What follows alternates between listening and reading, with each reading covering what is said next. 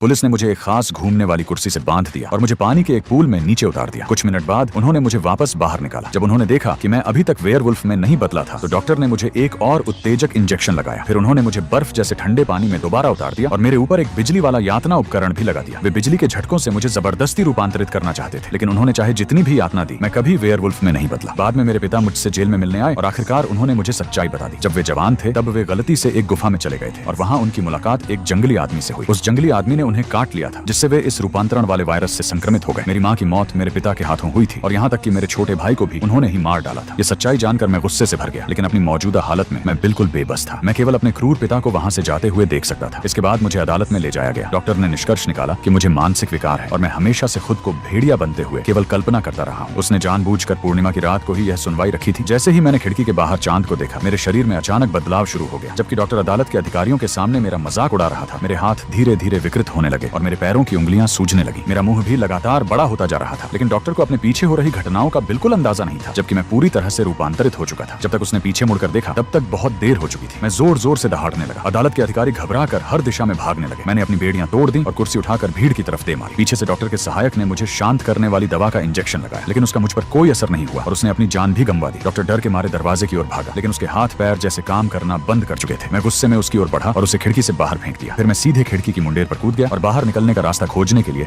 छत पर चढ़ गया। आसमान में चमकते पूर्ण चंद्रमा ने फिर मेरा ध्यान अपनी ओर खींचा, मानो उसने मुझे और भी अधिक शक्ति दे दी हो। मैं सीधे नीचे कूद पड़ा और सड़कों पर तेजी से दौड़ने लगा। दूर खड़े पुलिस अधिकारी मुझ पर गोलियां चलाने लगे। मैं मजबूर होकर एक गली में घुस गया, जबकि दूसरी तरफ जासूस पहले से ही घात लगाकर बैठा था। उसने सभी अधिकारियों को मुझ पर गोली चलाने का आदेश दिया, लेकिन गोलियां मेरा कुछ भी नहीं बिगाड़ सकी। मैं उनके सिरों के ऊपर से छलांग लगाकर निकल गया और सभी पुलिसकर्मी बस मुझे दूर जाते हुए